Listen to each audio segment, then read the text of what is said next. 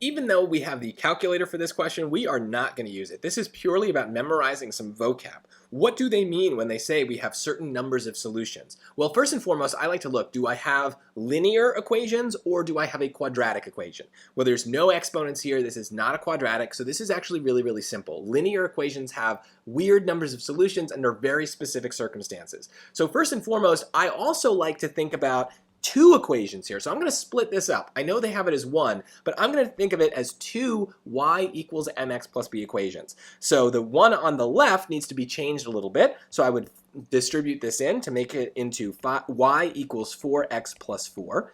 And then on the right, I don't need to distribute anything, but I do want to kind of switch these two terms, right? Because if I have y equals mx plus b, I want the mx part to be first, just for consistency. And you'll see, oh, actually, these are the same line. And that right there is the term we're supposed to memorize. When we have lines that are exactly the same, we have infinitely many solutions because they intersect at every single point.